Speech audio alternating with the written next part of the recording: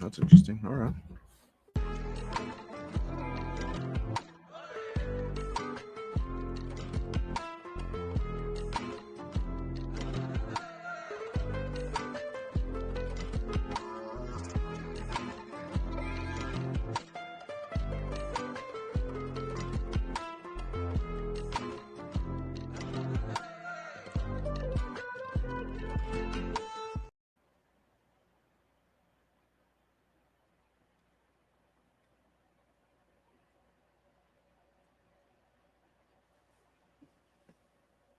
What's going on, y'all?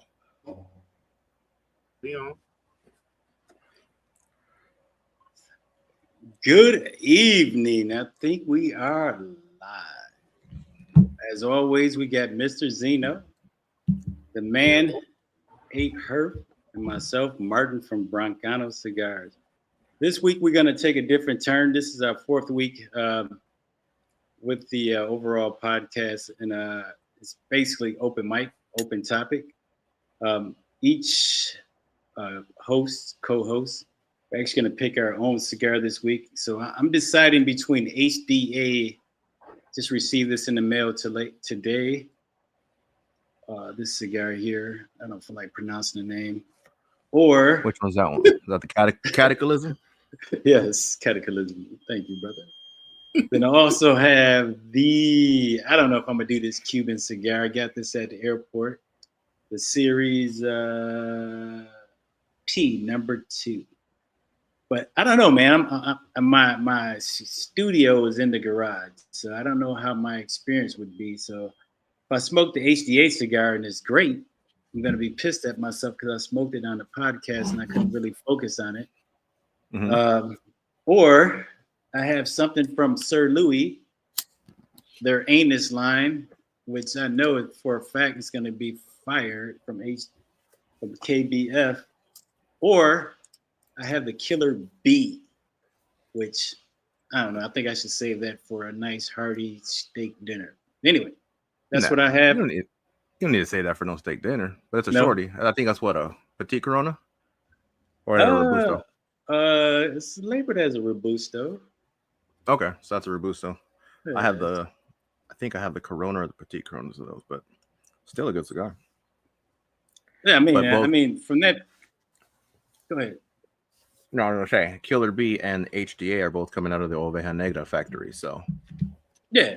So I think either way, I can't go wrong. I think I'm gonna go with HDA. I think I'm gonna save this the Cuban cigar for when I'm in my backyard and have like a good 2 hours to focus on it and enjoy it. So, all right, well, let's go. I dig that. Tonight I went Nicaragua, and I'm smoking the Chairman from Definition Cigars. So I've been needing a good one. I've had one before. Great Habano. I really want Zino to try this one. I need to get it out to you. Which one is that? The orange one? Mm-hmm. I smoked it. You did? Interested on your thoughts, because the first time I had it, I was actually I went out. I had an event and Jaman was out, and I bought it right then and there and fired it up, and I was like, wow.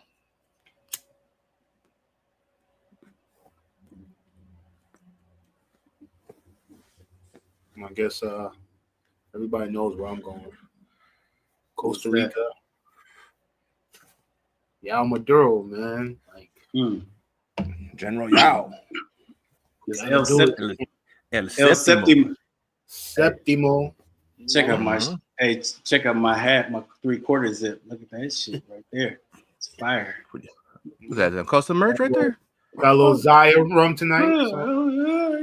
Oh, we got rum tonight? Yeah, a little Zaya rum. I figure why not? Smoking El Septimo, might as well drink some Zaya. Not familiar. Good? It is. It's smooth. A little sweetness. A lot of caramel. I was going to say if it's got a little sweetness to it. Mm-hmm. Can't go wrong with Costa Rican tobacco.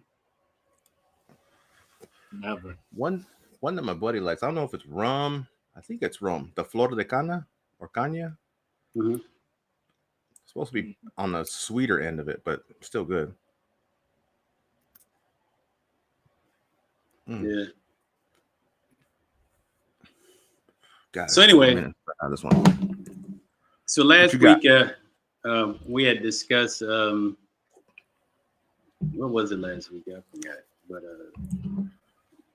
we went through a lot of topics as far as price point, if it really matters, and I haven't been to a lounge or a shop in that time frame, so I really didn't pay too much attention. But in that time frame, I have ordered from small batch and luxury cigars, and I actually ordered what I wanted.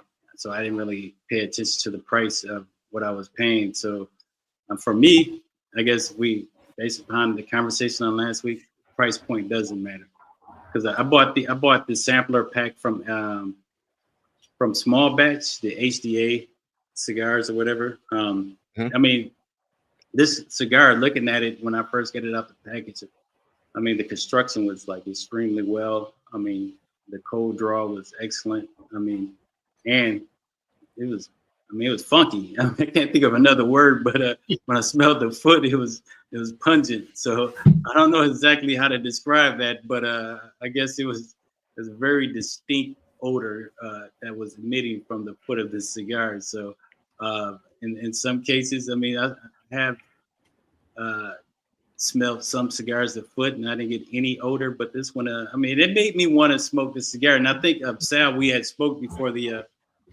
call, and I was debating between this and a Cuban cigar, the Series P, and I don't know, man. It's just that I had the curiosity of the pungent odor from this cigar made me actually like this. Yeah, I'll let you finish, but we're gonna clip that foot part.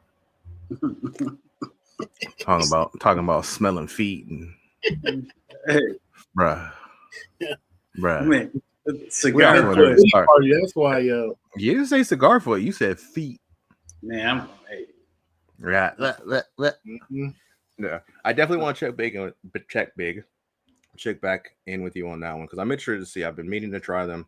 I think for me, it's the sampler pack price point. You know, I think for 3 of them, again, going back to price, you know, 3 of them, you're looking at about 45, maybe 55 after shipping. So yeah. So what you think? Ironically, I think I got free shipping on this. I'm not 100%, but I think all in, I was right around $45. I could be wrong, but it didn't cost me more than $55 for the pack. So. Okay. Yeah, and I'm a fan of Oveja. You know, they do the black label stuff. Again, the darker flavor profile, a little bit of spice, and then they do the black works. And I think they also do the dissident stuff still. So. Yeah, actually, what I have, I don't know who makes. I think the same factory for this Killer Bee, right? Who makes that? Yep. Yeah. I think that's Blackworks, same factory. Okay, yeah, that was my second, actually my third option. I'm gonna smoke that, but yeah, they actually got a pretty cool. I watched like a tour of those that have been on the tour. They got a really nice factory, and how they do their cigar tours is pretty dope. I think they offer like boarding close by, so that'd be something worth check out in the future. I'd be interested in. Yeah, it's super dope. Yeah, so I just I don't know if Zino's gonna talk, but I guess I'll talk. But he's warming up. He's warming up. Yo, see what this guy, yo. Look. He called like he didn't you out. You gotta call me out and shit. I'm just trying to let you know. Usually he's trying to butt in and shit when I'm trying to get a point across. So I figured he was flowing. Let him flow. Look, like I'm Rakim. I'm gonna give it to you with no trivia. Raw like cocaine straight from Bolivia. That's Wu-Tang. Look at him. Look, go keep it going. Give us 16 bars. Showing your age and shit. You gonna start getting them doing some old bitches. Yeah. I graduated high school in the 80s. There's no hidden. Yeah, I didn't graduate till early 2000. Yeah. That's and I look younger. But anyway. Please. Look, you already got one. This guy. But don't let that fucking light skin fucking El Jabbar's fucking skin complexion fool you, motherfucker. You look old. So for the folks out there that doesn't know, the colloquialism that he's referring to, El Jabbar, it refers. hit him with the date ranges. Let them know exactly. It refers to an '80s band. Anyway, but anyway, when I'm getting off the initial, some slight pepper, some slight pepper. We'll just leave it at that. Damn. All right. That's it. Just slight pepper, huh? Ian read my mind. Oh shit! Listen, you should have known what that factory produces, man. Look at the fucking brands that come out of there. You should have known what you were getting yourself into. You want to get punched in the mouth. Yeah. You need to get reminded that you're smoking a cigar and shit. It's gonna mellow out. Relax. Stop being a bitch. Sal took that one to heart. Hey, we're counting on my spice kicks, man. Listen, we understand, Sal. You still in your your spice phase, but you coming around. I'm not saying I like those. I smoked that cocaine 9 platinum, bro. Only spice is a baking spice, which is smooth. It's mellow on the retro. But man, there was so much complexity to that cigar. And then when I texted you that picture of that transition point, it was a definitive transition. It was like, whoa. And I remember on the last podcast, because you talk about KBF, and there's a particular note. You said it's almost like a coconut. Mm-hmm. I wasn't quite coconut, but it was something along the lines of a lighter fruit like that. I couldn't pinpoint it, but it hit. And it was just like from there, it was like a totally different cigar. It was crazy. It was crazy. Yeah. It was good. But every now and then, I'm trying to get punched in the mouth. Remind me that I'm real. You're gonna grow out. You're gonna grow up. Which is fine. But I got to go through it, right? Yeah, we all went through it. Well, I don't know about Martin, but I definitely had that phase. Martin trying to skip that whole step. He trying to. I had that phase for 2 minutes. It was whack. He ain't about that life. Nah, I'm not about just having a bunch of. It ain't for everybody. Martin the type that don't believe in smoking a cigar while he's on the barbecue grill. He gotta wait till he's done. Hell no. I smoke a cigar when golfing. Yeah, you golf, Martin? Yeah, I'm a scratch golfer. I shoot like a 105. I don't know what that is. It's horrible. Most golf I got is Top Golf, and the funny thing, Tiger Woods maybe on fucking PlayStation.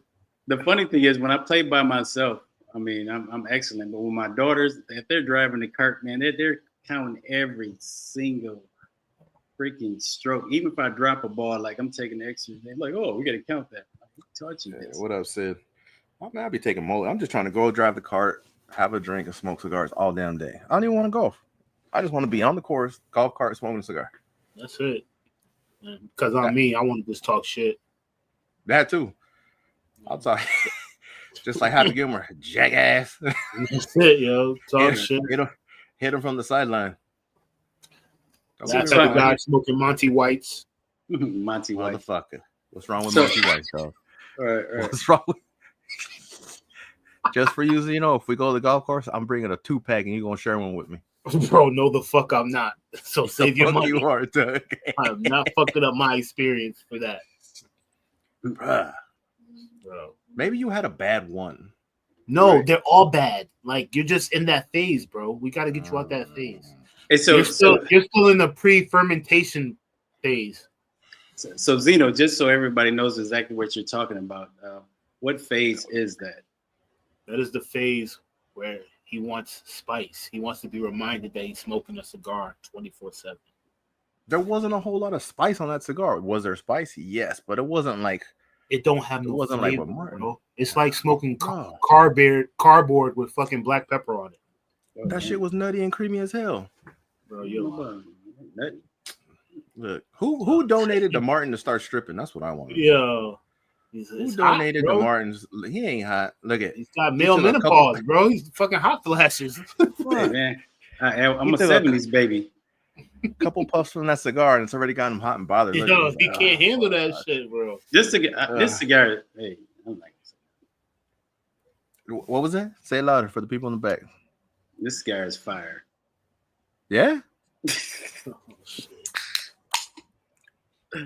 Listen, leave the bashing to me. I'm the one that don't need to make no new relationships in this industry. I'm not bashing it. I mean, you lit your eyes up and shit like you fucking Red Fox and Harlem Nights.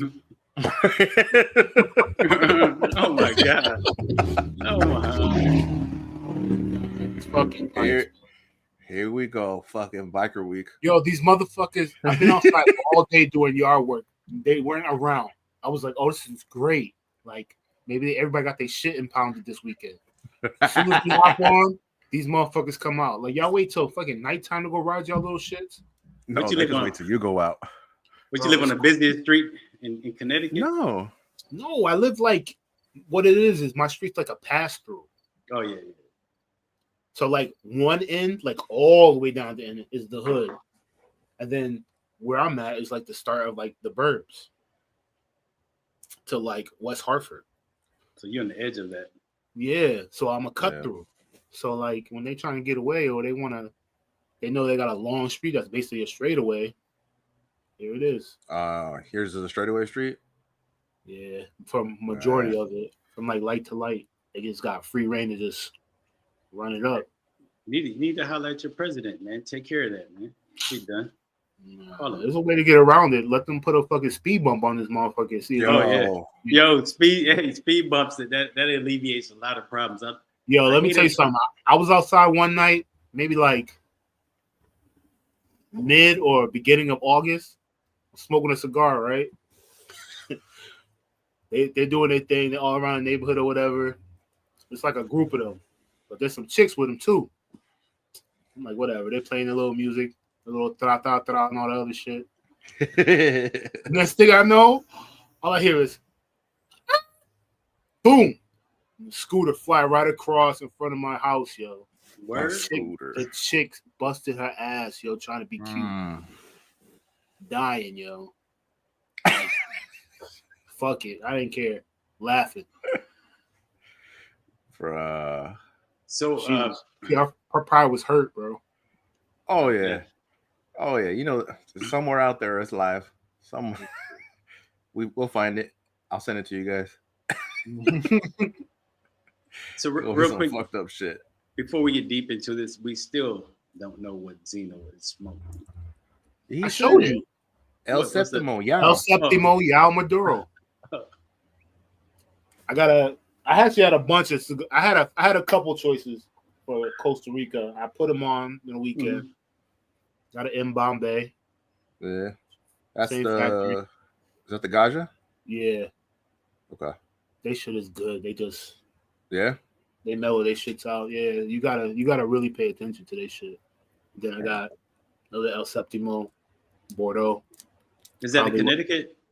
This is a Connecticut, but it's got this thing is so underrated, yo. Like, so it's not the typical Connecticut, or no, yo, the typical Tobago's de Costa Rica, Connecticut, but it's not a typical Connecticut.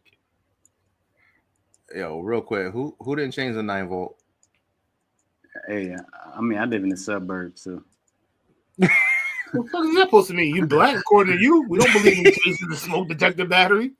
If that shit beeps, that means it works. That means on his last leg, you need to go to the Dollar Tree and get a $1 battery. And I believe when that shit stopped blinking, then I'll change it. Until then, that shit chirped, and I'm like, bruh.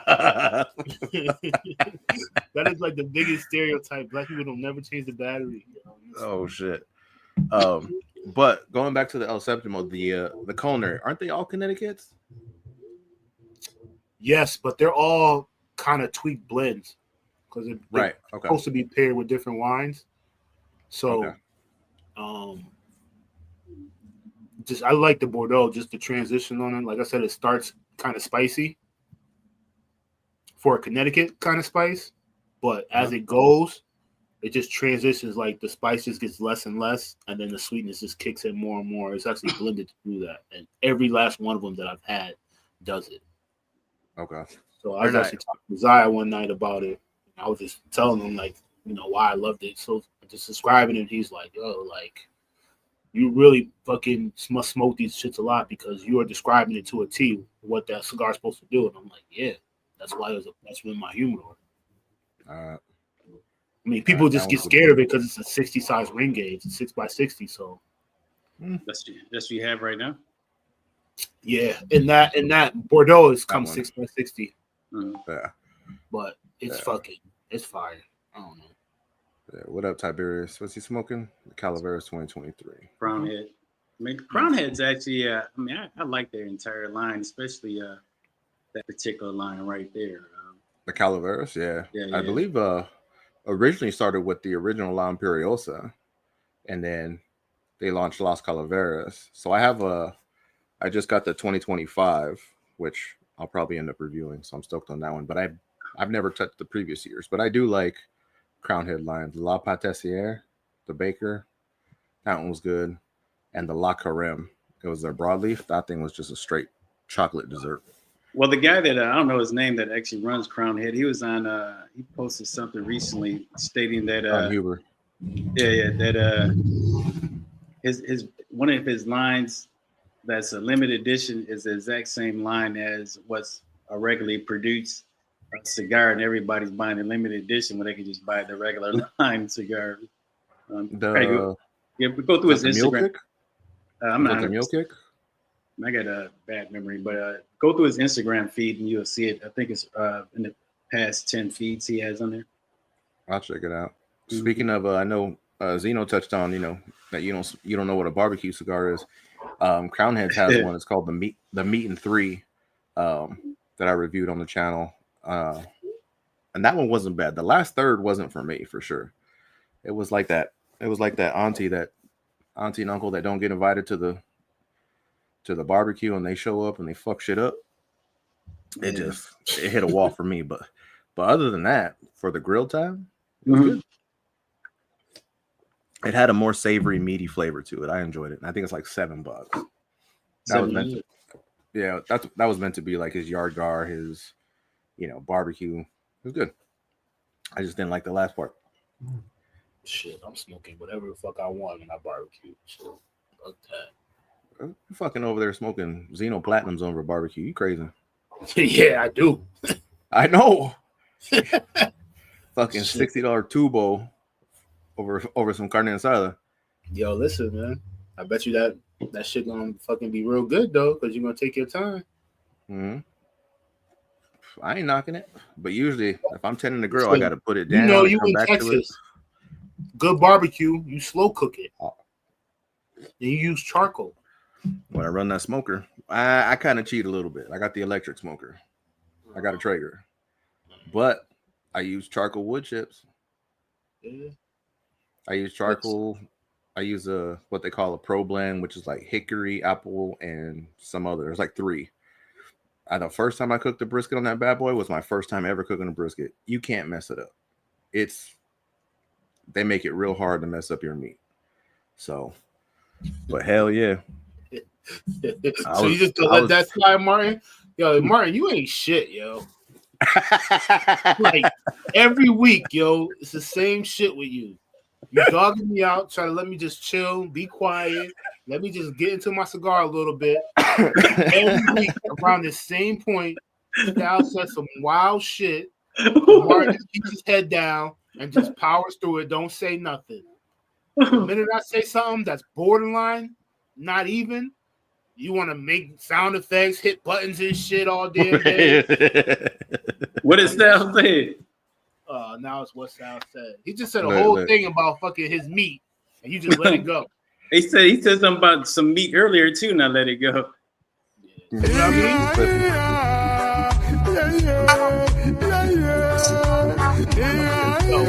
Make the soundboard away. Yo, someone kicked Martin off. You remind me of the fucking DJ that's at the fucking the new resort that only old white people go to. bad cuts, bad mixes. You know what I'm saying? Ain't nothing but saggy skin and fucking sunscreen everywhere and shit. That's are you talking about the cruise line on the DJ? Carnival Cruise Line, bro. Nah, what's the one that all the old people go on? Norwegian. Norwegian? Yeah. They definitely don't go on Carnival because that got really dark. I don't know. I heard it's been lighting up lately. It's been pretty interesting. With good reason. They getting a good mixture. They're getting a good mixture. Hey, how would you feel if you and your boo, your girl, your honey bunny, and you get on a Carnival cruise and oh my God, it's dark around here. I mean, it would make for a bad 7 days. Listen, Steve, you should have did your research and fucking save some more money and get them got on a different one. Listen here, Kyle. Hey, babe, if they grab you, don't fight. Don't fight, Hey. hon. Yeah, right. She's probably sneaking out. Can you tell me more about this BBC I've been hearing? Right, exactly. They Man, don't even, nothing. they don't even need Blue Chew. They don't even use hymns. Damn, is it true that you guys bottom out all the time? Just give them some Hennessy. Oh my God. I was like, the only thing to order is Hennessy. That's all they have. Oh shit. There's nothing else to order. Oh my God. We're gonna cut this. No, we're not. No, we're not. Where's that sound clip? No, we're not. No, we're not. We are the No Vaseline podcast, bro. We ain't cutting shit. We should sound clip that Ice Cube, no Vaseline. Speaking of Ice Cube, I guess he's getting canceled.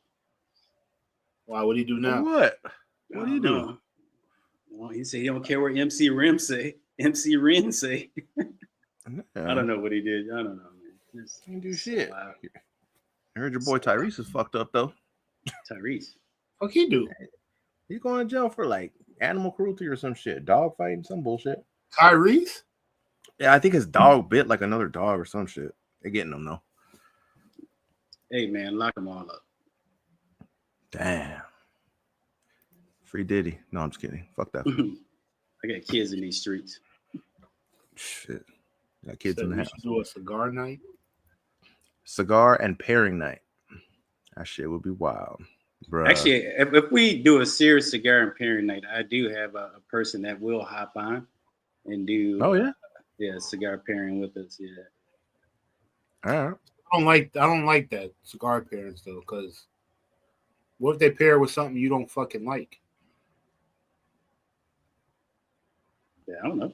What we gonna do? It's not a fucking good pairing. No, I'm just saying, like a person in general, like you know when people go to pairings and shit and say if they don't like something, like why the fuck? How are you gonna tell me this is the perfect pairing? I don't drink this. I hate it. So now I'm about to ruin my cigar because I paired it with a drink that you're supposed to be an expert at pairings and it doesn't work. Well, why don't I mean pairings are subjective? I mean, everybody doesn't. I would say pair it. If you pick the cigar, you pick your pairing. If you want to bring him on and him talk about it, that's cool. Mm-hmm. I mean, from my he's pretty excellent as far as pairing and all that. But I mean, it's just like people say fucking you're supposed to pair Opus with a Coke. That's the official drink for that's Opus. The recommended pairing. Mm-hmm. Is that what Fuente said? Let me call him. Coke soda. Yeah, get him on the line. Really? Martin, call him up. Like that. Send him a text real quick. Yeah, send him a text. This black man, you supposed to pair this shit with a Coke soda? That ain't shit. He don't know shit. Exactly. Martin, you feel sick yet? Nah.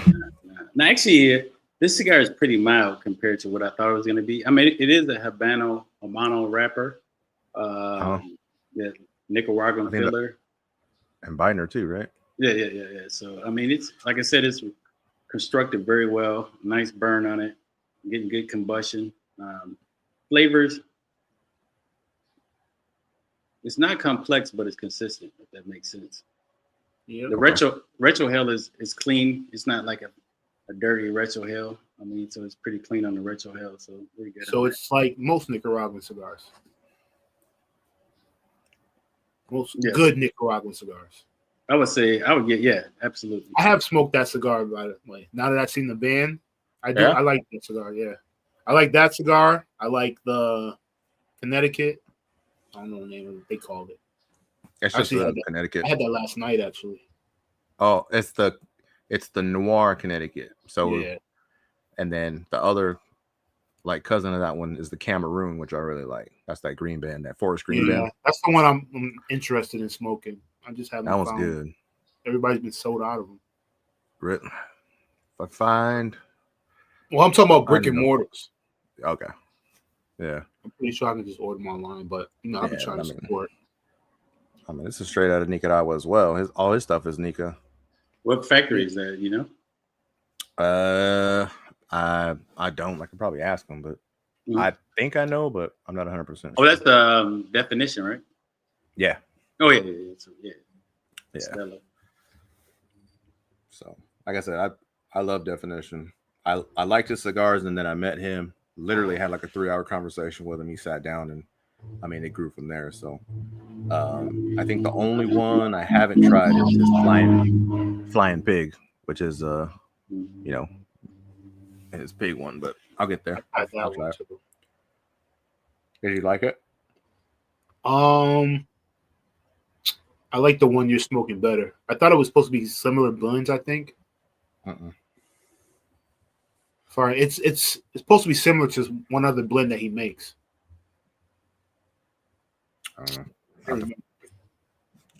But for it being out of Nicaragua, it's smooth, it's clean, it's got flavor. You know why? Because they ferment their shit wherever he's going. He's making sure they ferment their shit. He touched on that when I did talk to him. He went into the whole long spiel. When you taste a certain taste, it's unfermented. So he put me up on a lot of game in a short amount of time. I was grateful for that. That's good. It's good to know they know this shit. Oh yeah. That's the stigma, unfortunately, that minority smokers got to deal with.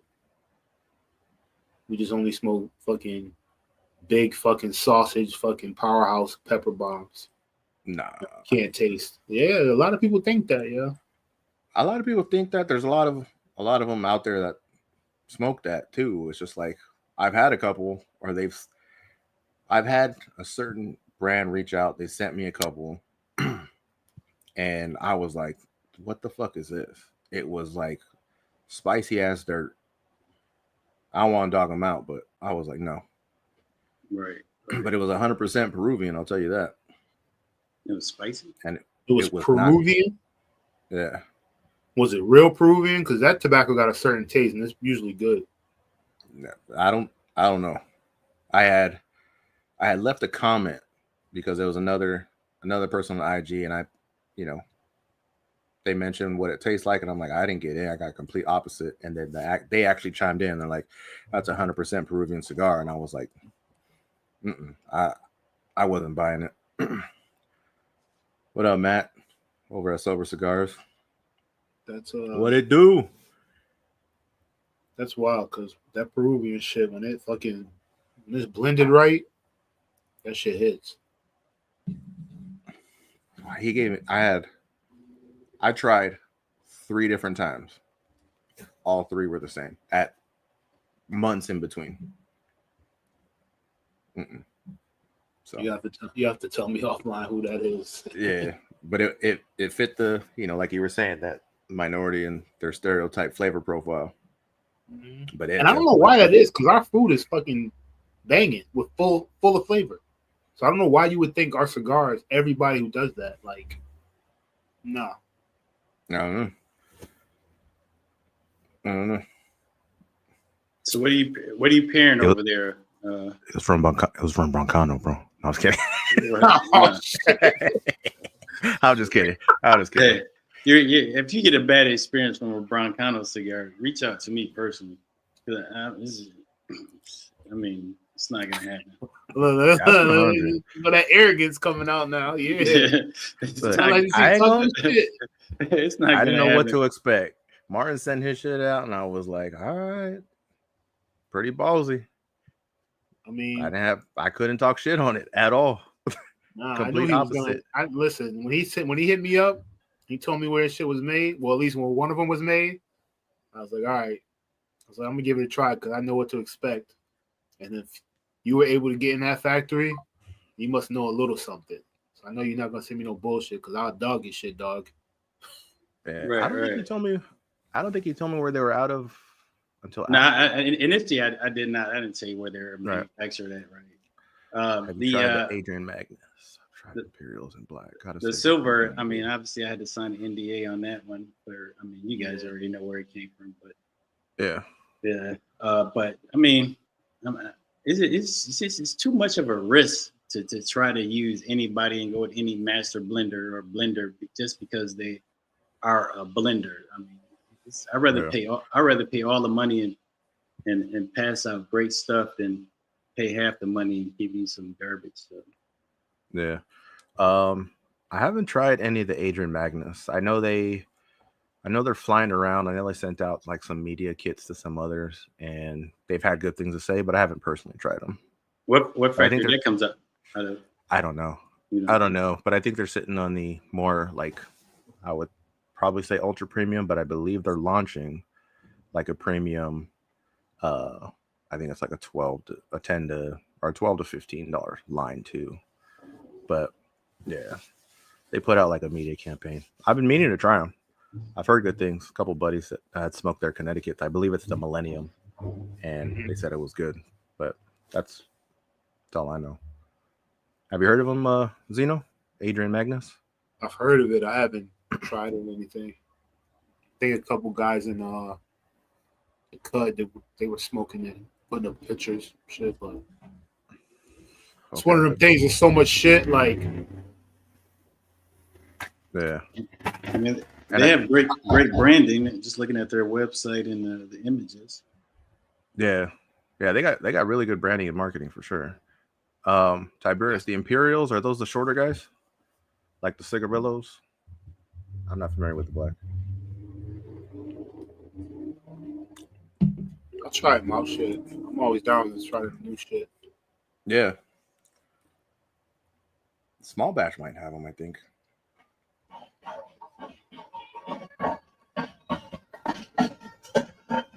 Dude, get it, bro. Like clockwork. Told you, yo. Like that. You were joking that. Yo, I told you, yo. Are those on bikes? Yes, bro. He's like on a fucking little scooter or a moped or something, yo. Bruh. A little Gualamobile.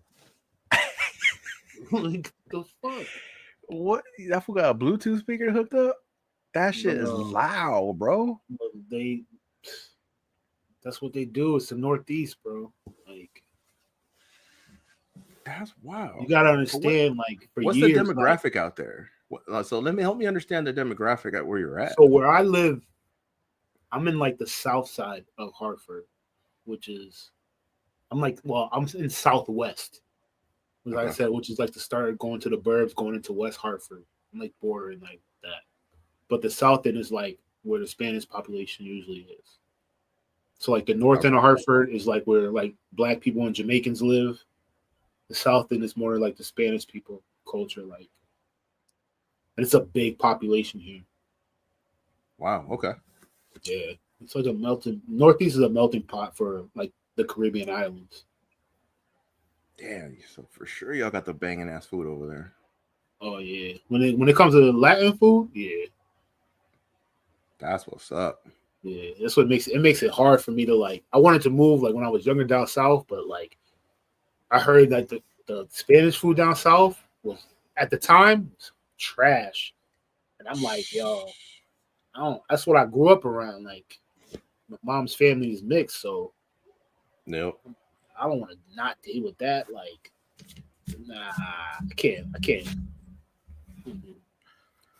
See, that's like when I used to visit New York because my dad was originally from New York. So my grandparents, all his brothers and sisters are out there down in Bronx. So all Puerto Rican, like anything Puerto Rican food, seafood, like shit was just banging. Yeah. And then I got it at home because of my dad. And then passed down a couple recipes. I can cook some staples. But like moving to Texas, everything's Tex-Mex out here. So it's like the real traditional, south of the border Mexican, it ain't out here. We get Tex-Mex and it ain't. So when me and my wife moved out here, that was like, all right, well, we got to find something close to home. And there ain't nothing like it unless we make it, unless I marinate the meat, get the right cuts of the meat. Because out here, we'll do carne asada with like a slim skirt steak. Well, they got skirt steak out here, but it's not. It's like, it's more of a, what do they call it? Like a flank. It's a thicker cut, more. So I've got to dissect it, and it's a process. But if I want to taste the home, I've got to do that out here. Slowly but surely, we're getting some, transplants from California that are trying to start up businesses, and they're actually starting it. They're starting in like the food trucks. So right by my pad, there is a brand new truck that I want to try. It's called La Isla, and they're doing Puerto Rican, Colombian. They're doing a little bit of a blend, and it's gotten these rave reviews from folks. And I'm like, all right, so we're gonna go try that. It's literally like 2 minutes up the street. It's pretty dope. They started a little food truck, so they got La Isla. They've got like a taco spot that's pretty close, not quite, and then they got like some dessert stuff. But it's starting to make its way out here. You can't even get his headphones on. Told you, yo. That's the fucking white people fucking cruise line DJ. DJ Push Play. DJ Spotify. What's wrong with the hat, man? Bruh. You wear that shit when you go to Dominican? Yeah, I'm in the fields. You fucking would. You fucking real brand owner. Okay. He's like one of them dudes, brand owners that go down there and be happy getting called a gringo. Thank you. Huh. Thank you. Huh. Thank you. Look at this. Look at this cool arrow. Look at this cool arrow. Fuck. He's like, yeah, they call me a cool arrow. Yeah. All right. They call me a pendejo. Yeah. Yankees. All right. I won't knock the Yankees. Nah. I'll let you do that. Hey, bruh. But you put the hat back on. It's cool. I was only giving you a hard time. Fuck. Yeah, I was talking shit. Hey, so I guess for this particular date, did you guys? I know you, Zino and Ape, you like to dry box your cigars, but like, do you plan ahead? Like the cigars you're gonna smoke? Like, I'm gonna smoke this cigar on this day, or is there like a time frame where you like plan your week out on smoking cigars? If so, depending on what my week's looking like, I will plan out the stuff that I'm gonna like review.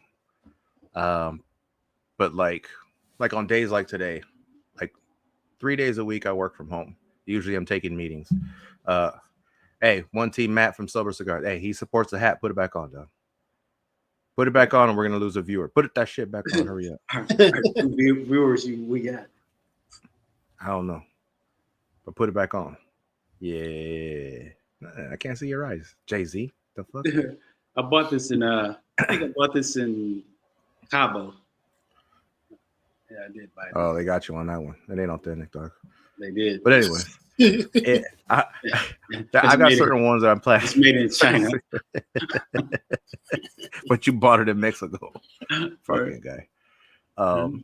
If I know what I'm looking to review, I'll dry box them. But like I said, 3 days a week I work from home, and I'll try to do meetings, and I just kind of go in there and see what's kind of been hanging out or something I'm interested in. I try to leave them in 24 hours though, depending on, Connecticut, I'll leave like 24, 48 max. Excuse me. If it's like a denser leaf, like a broadleaf, I'll leave it in there for like 3 to 4. But naturally in my office, it's 55 RH. And that's what my dry box is. Because not that I nerd out, but I've got those Govee Bluetooth hygrometers, and they're hooked up to my phone. So I got one in each of my humidors. I've got 4 of them plus the dry box. And dry box stays 68 at 55. So I can leave them in there for a week and they won't dip below 55. Mhm.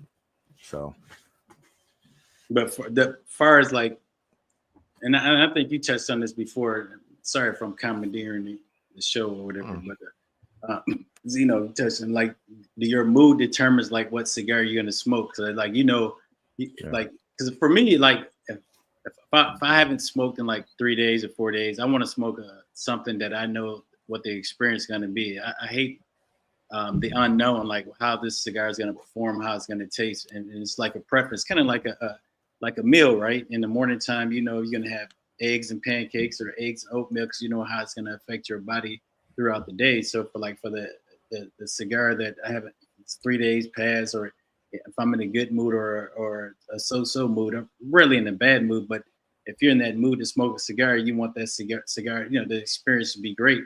I mean, do you just grab from your humidor, or you plan on, you know, if I'm in this mood, I'm gonna pick this cigar? yeah. So, yes, where my headspace is at in my mood does affect what cigar I'm going to smoke.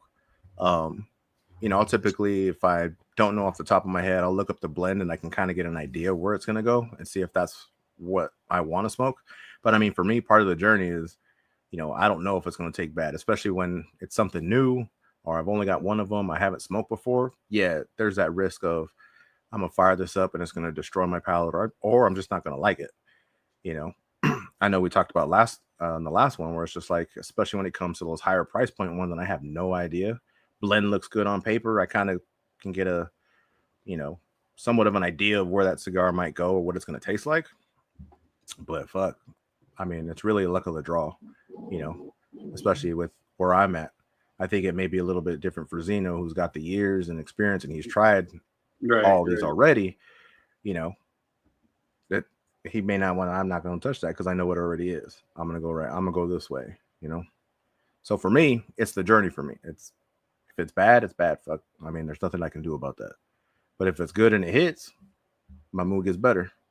But if it's bad, toss it and get another one. I mean, no point in putting myself through misery unless I'm reviewing it and it's bad. Then different story. I'll give it up until second half. But in a sense, like if you spend like, and I know we stated on past shows or whatever that, you know, $15, right? I think that's a happy medium. If I spend $15 on a cigar and I smoke it a quarter through, I'm like, okay, I got $10 more to smoke, right? Even if it's terrible, I want to get to that last third to see if there's something in there that I may have missed, or maybe my palate was off that day. There's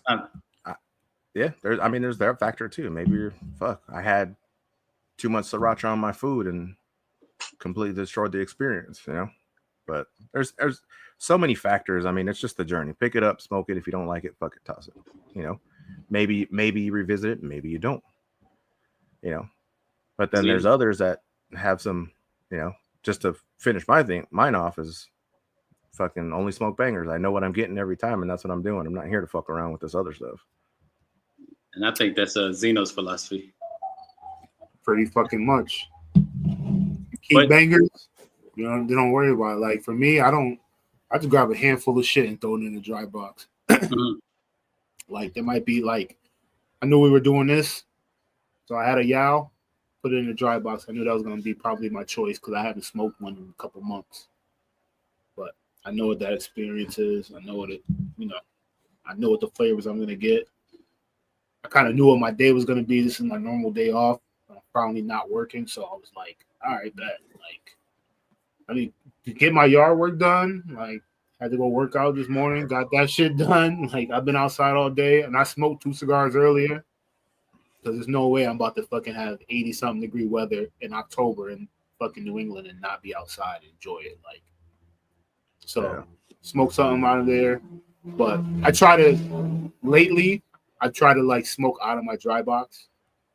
But I've got cigars that I think, me personally, I think they smoke better straight from my humidor and not in the dry box.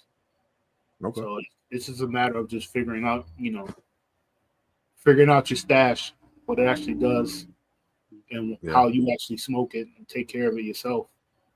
But I know when I'm coming home from work, I'm smoking a banger because I want to make sure I'm relaxed. so I can get some sleep and shit. So usually I'm smoking AG on the ride home.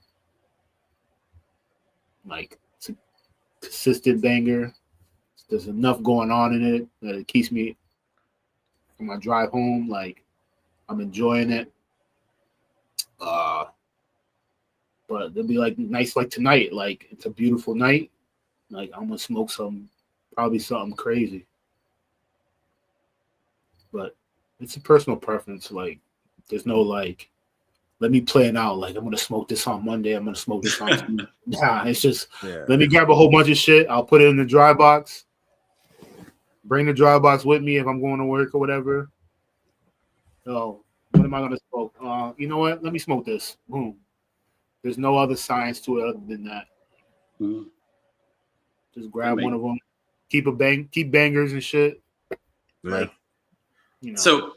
So for something new, two bangers a week, for sure. What? The rest of them, if they're shitty, then at least you know you got two bangers on there. So in Zino case, he said he smoked bangers, right? So what if it's something new? How do you know that it's going to be a banger? I smoke it on the weekend when I have time to just relax, pay attention to it. Mm-hmm. Or what if you know what why waste my time? I know why I want to smoke a cigar. I want us to relax. So why take your time smoking something new when you want to relax? You want to enjoy yourself. So why take the chance? Okay, that makes sense. That's true. Or what about if you already know the factory and it's a factory that's consistent? You know the factory. I mean, that gives you kind of an idea as well. Yeah. Not to say factories don't fuck up, but yeah, but there's some factories that are more consistent than others, especially if you like that factory. Like we already know, I love KBF. So if I got something new that's from KBF, like I know bare minimum what's the 3 things I can expect. So I don't really have a problem with that. Like this shit's just good. I don't know. Yeah. Hendrix, what about you, Martin? Because I know you don't smoke as often as me and Zino do. You'll probably have a couple a week, maybe. So for me, do you have a methodology behind yours? So if I know that I want to relax, I definitely smoke something that I know that what the experience is going to be, right? So it will be something from maybe Eladio or KBF, and I may stick something there. So Tatawahe has that Miami cigars, like $8 or whatever. And I like that. I mean, it gives me good flavor. It's consistent. I mean, it doesn't. It's not too complex, but it's just enough to give me, like, if you want to smoke it in the yard or you're smoking it just for like a quick 45 minutes or whatever, it actually comes out well. We're talking about big brands, but for smaller brands, I try to stick with what I know. Like, and I think the conversation we had earlier when I gave you a call, like, do I want to smoke this cigar and not know the experience? And I'm smoking in my garage. It's hot as fuck in here. So what is the experience going to be? Or do I want to smoke this cigar later? Maybe the experience is exceptional. It's above what I thought it was going to be. And I just ruined it. And I smoked it here when I'm just, just listening and blabbing and halfway paying attention when I should hit the media assets on. But, right. But I rarely dry box. Only time I dry box when I think about it, but more or less, I just look at my humidor and be like, damn, this been in here for like a year. This been here like 6 months. I probably should smoke this now. I mean, it's the reason why I left it in here. So, gotcha. But if I'm in a certain mood, I'm reaching for something that I had a previous experience with, and I know which way it's gonna go. There you go. Single Matt, he'll go tried and true CT in the morning. Gets his day started, and after that, he's open to try new stuff. All right. Yeah, but I found myself like, I don't know. I know before, like I was one of those people like I couldn't smoke in Connecticut at night. Like it was just too light. Now I'm getting to the point because I'm smoking a lot more complex Connecticut's. I don't mind smoking in Connecticut at night because I know it's gonna force me to take my time with it because it's so mild. So I can make sure that I pick up the flavor that I want. Like it's gonna make me pay attention more, which is gonna make me relax more, slow down, kind of cut the world off, which is what you want to do usually when you're smoking a cigar anyways. So helps with the mindset. There's so many factors. Like you said, it's just like anything. Like the more you get into it, the more complex it's going to get. Yeah, and I saw, I don't know if it necessarily was a podcast or if it was somebody posted on their social media account who was a brand owner, and basically what and I'm paraphrasing, so I probably won't get it right, that he wants to get to a point where people are not smoking pepper bombs. Granted, it's a time and place for it, but where they actually experience the complexity of the cigar, the whole part of the relaxation of it, and then something that stimulates your palate, not something that just you smoke it and it burns the shit out your tongue, where you actually experience the 4 or 5 regions on your tongue, and then actually you retrohale and you get that full on experience of the cigar, and that's where Broncano cigars. I mean, that's basically where I want people to experience with my blend. But sometimes you do smoke other brands, and quite sure you all smoke different brands.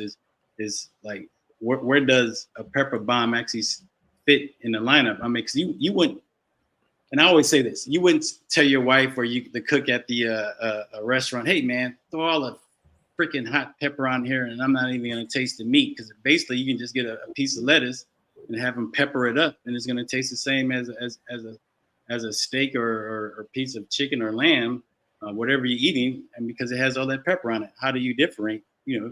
What is the difference between the two? I don't know. It's got a certain place, but I definitely think if it starts up peppery, it's fine with me. But if it stays consistent for a long period of time, no. See, there you go. Yeah, like I told you the other day, like if you're gonna give me pepper, fucking give me pepper that's fucking blended well. Mm-hmm. Like, don't just give me pepper and then there's nothing else, and then I fucking burn my palate to where everything tastes the same for a couple of days. That's the pepper I don't like. Yeah. Like El Pupo has fucking pepper, but it's a fucking complex cigar with a lot of flavor in it. That's spice done right to me. Like, that's I never had one. They got great branding, but he sent me one. They're strong. Yeah. I mean, they have some strong tobacco in it, but it's blended. It's a good cigar. You know what I mean? Really like, it's not just really fucking strength like through it. Like, I tell people all the time, like, when they say like, "Oh, I like a strong cigar," I'm like, "Well, what do you like strong?" "Oh, I don't like Connecticut's because they're weak." And I'm like, there's some Connecticut's out there that'll fucking put you on your ass because the nicotine is high. So it's like, what do you feel like you think you want? Like, are you liking the tingle sensation that you get when you get fucking a pepper bomb in your mouth? Because you're getting that tingle sensation because of the fucking ammonia that's still in it to make it that spicy. So are you really enjoying the spice, or you just like the fact that you think, in your mind, you interpret that as you're smoking a strong cigar because the ammonia is making your mouth go down? Right. Yeah, I think you hit something right there. Is the interpretation of, like you said, interpretation. Like, in your mind, are you interpreting spice with strength? Which typically it doesn't. Because like you're saying, there's mild Connecticut's, there's Habanos out there that'll put you flat on your ass. And a Habano will smoke a little bit spicier than Connecticut, but it doesn't resort to strength. No. And here, from a brand perspective, mm-hmm. I guess, do you think, as far as like a brand owner saying that they blended the cigar, would you rather have a cigar that a blend that was blended by an actual master blender? And hopefully I'm not going down a rabbit hole, but would you rather have a cigar that was blended by a seasoned master blender, or some guy that started selling cigars 12 months ago, a year ago, stating that, "Oh, I'm a master blender now.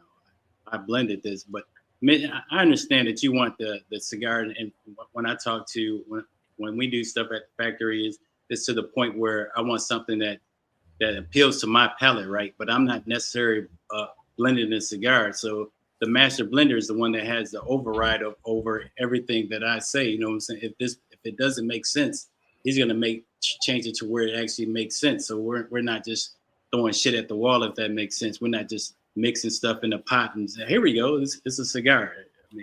I don't know if that makes sense, but from my standpoint, I'd rather have something, okay, you oversee it, you give these specifications, and then the master blender, he puts it to work, and this is what he comes out with. Not necessarily that the brand owner came up with this, and now you have this cigar that kicks you in your mouth, and like you said, Zino, it ruins your palate for the day or the week or whatever. So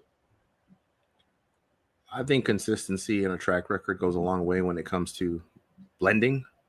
You know, like I think, and you said a lot, but for you, you're not going in and you're not bunching the leaves. You're not saying 3 leaves of this, 2 leaves of that, 1. You're leaving that up to whomever you're sourcing out to blend it for you. But it's your palate that they're blending to, and you're hoping everyone else likes it. You're lucky we fucking like your shit. Right.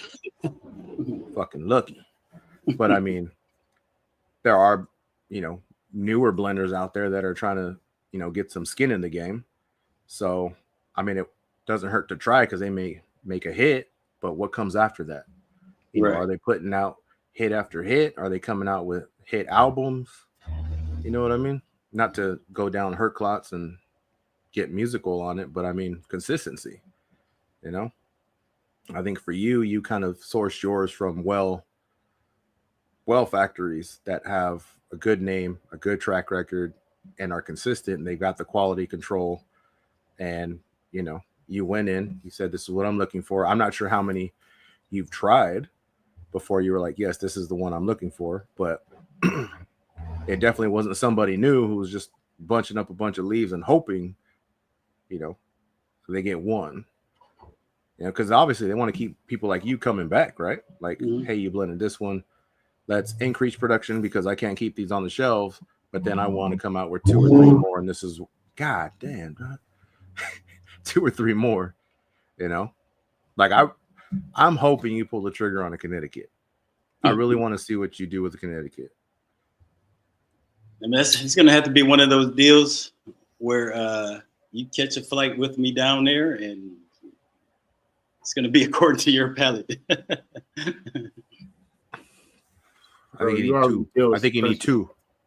You deal with the fucking person already that makes some of the best Connecticut's. So yeah, I'm trying to get a trip. Zino, shit. I'm trying to get a trip out of this shit. Still get a trip, shit. We know where he's gonna go. Like, true. But we got to hit a couple more just in case.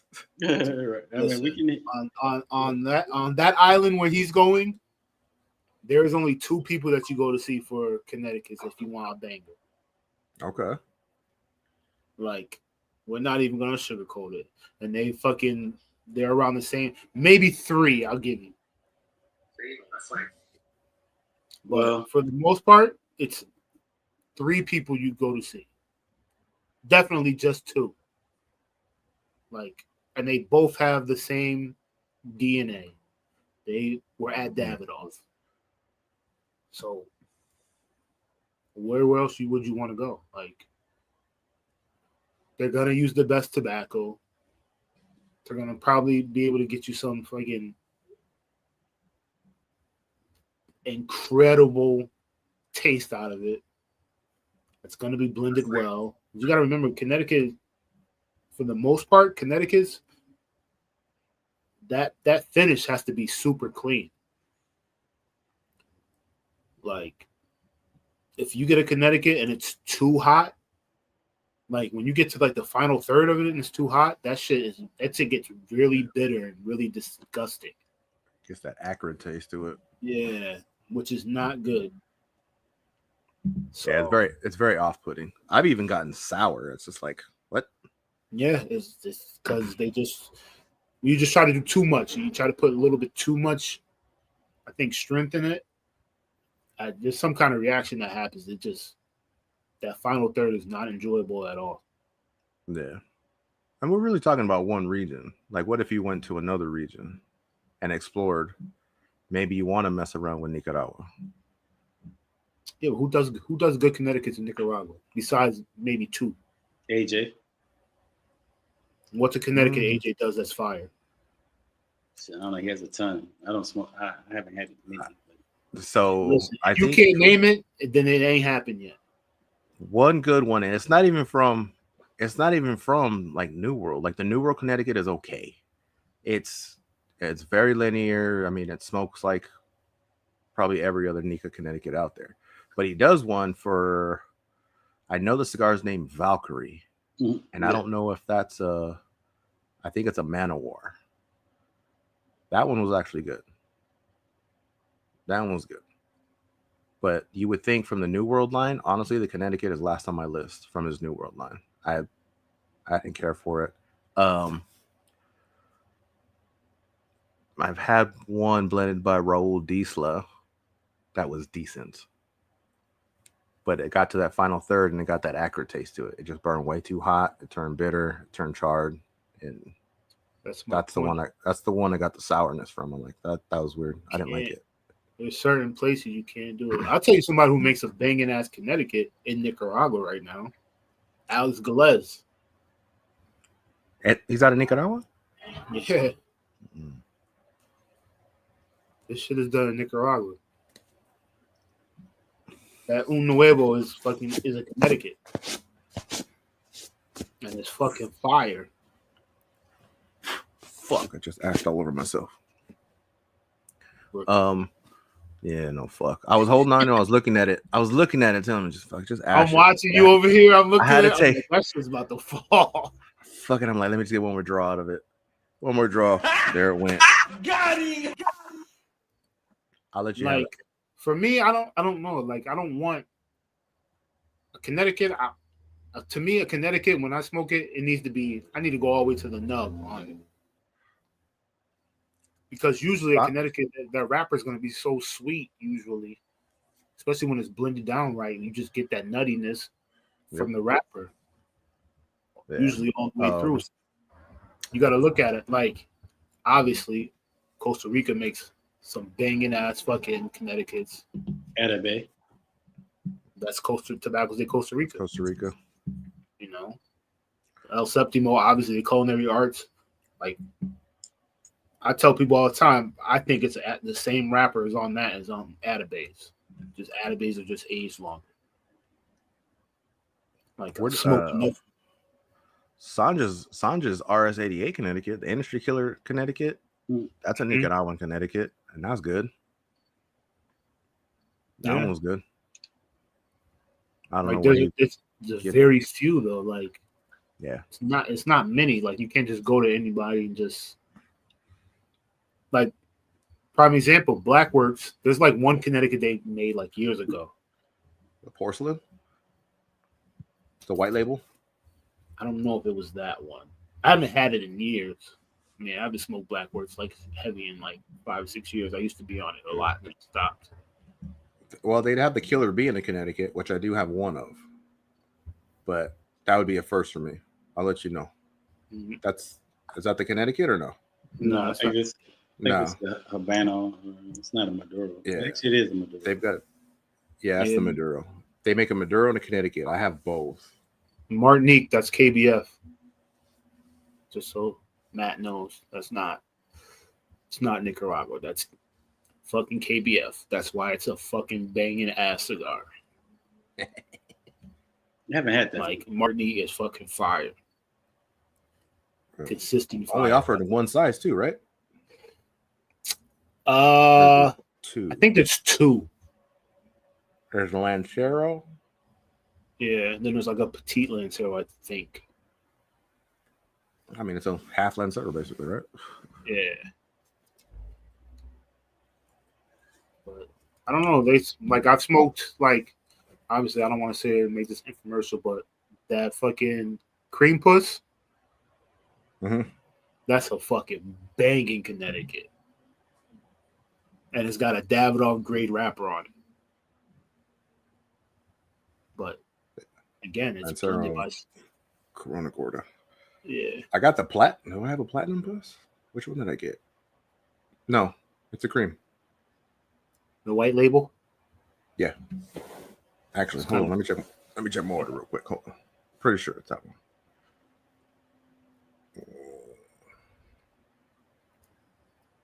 So while he's doing that, it's a cream.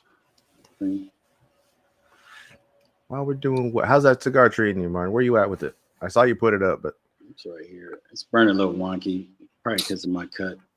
Man, touch it up, man. Why you acting like just single flame touch ups? Stop playing. help the poor guys out, man. You ain't gonna touch this shit up for them. You just gonna show they shit all fucked up. Dirty. You know what I'm saying? Like, hey, keep that in mind, Zino, when we finally get to try the ruby. I know, right? I'm just gonna let that shit go. If that shit canoes, dog, we're gonna show it on camera, dog. Yeah, I'm gonna make sure it's proper humidification. You still gotta send it. Still gotta spend some time on the road. You fuck around, I'm gonna smoke that shit right out of it. I ain't even gonna let it sit. Right off the truck. It ain't even gonna make it in the house. It ain't gonna make it in the house. Well, it's gonna have a 69 Bova in there, so we should be fine. There you go. Martinique comes in a Lancero and a Corona Gorda. There it is. I've only had the Lancero, but I mean the Corona Gorda. I haven't had the Lancero, but those shits is fire. Like Darren, he's fucking anal about his blends anyway. Like I've heard stories, like I said last week, like I've heard horror stories about him in the factory, like going over blends. Like he just tweaks and tweaks and tweaks and tweaks and tweaks. Like there's a reason why most of his shit is like fire. Like I said, even his accomplice Maduro, which was done by Casa Carrillo. Like I told you, like I wasn't a fan of Casa Carrillo at all. And then I smoked that cigar, and I was like, "Holy shit! I didn't know they could make cigars like this." Like that actually, to me, that actually helped. Him doing that cigar for Darren actually helped their factory in my eyes, because that made me like, "Oh shit! I need to go back and revisit everything I was passing up, I guess, all these years." Right. Because have you gone back to revisit the Carrillo? Because they've been going through changes.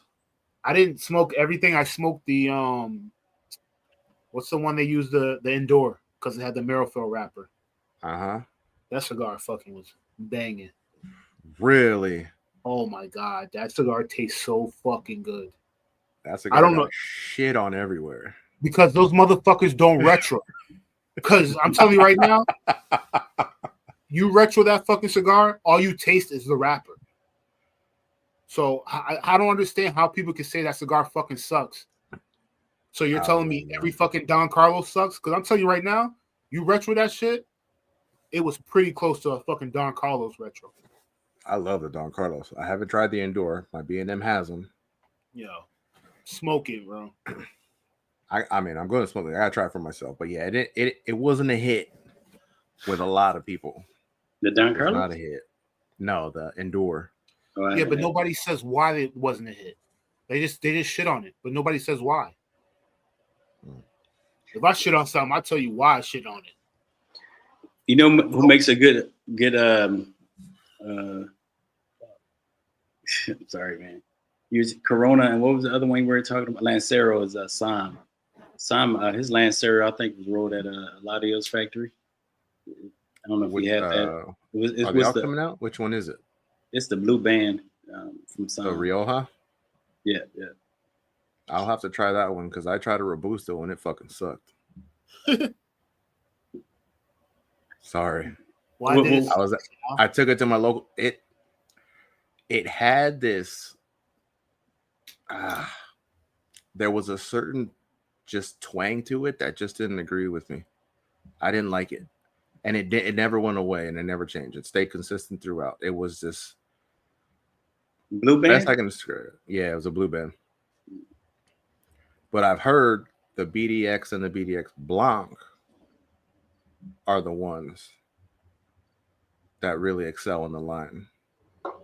Yeah, I think from my viewpoint, and I think I smoked almost every one of his blends, I haven't had a bad experience. I mean, he does some stuff out of Honduras too, correct? Or no? Is that right? I don't know. But I will say it was on a clean palate because it was my first cigar of the day. Mm-hmm. Yeah, I don't like it. I think you maybe had a bad one. Can't be. It sat in my humidor for months, almost 8 months. Really? That's interesting. Yeah. So it wasn't early or nothing. So yeah, I haven't had it. I don't know. I didn't like that one, but I haven't had the BDX Blanc, which everybody praises. So you guys smoke Vincent blends? Vincent? Is it? Nah. Vicente? Vincent blends. Vincente? Yeah. No, that's the one with like that plastic ring. Nah, he's up there. I think I don't think he has anything under $40, no? Nah. Yeah.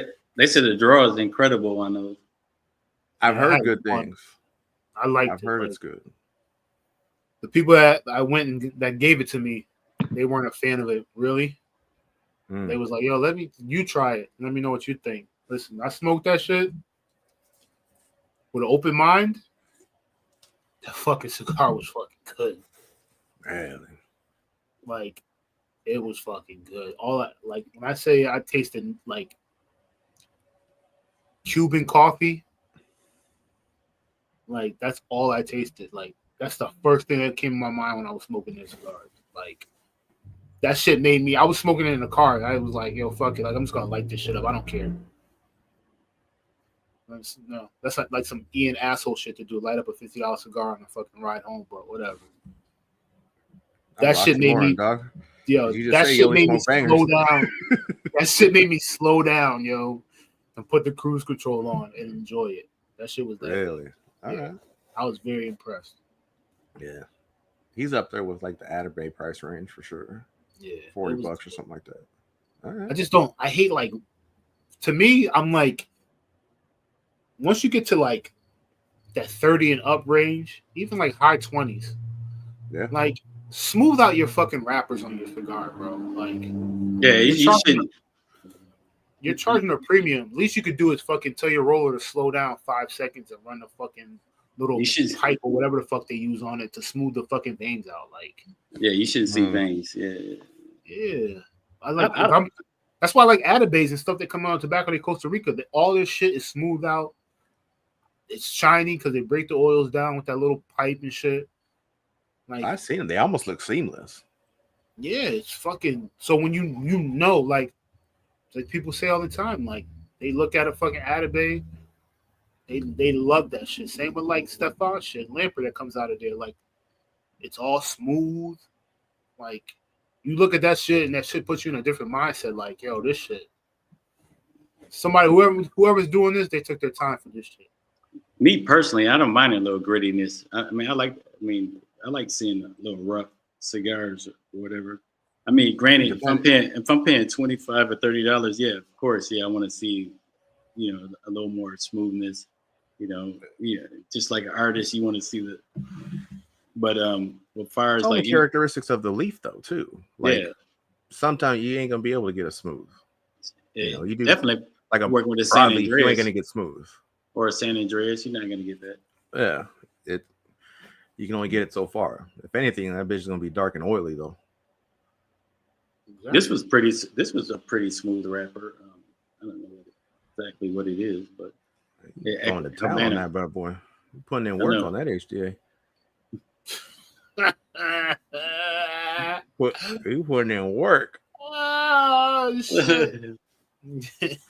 He doing good. Remember he was talking about fucking Torah for like 3 hours.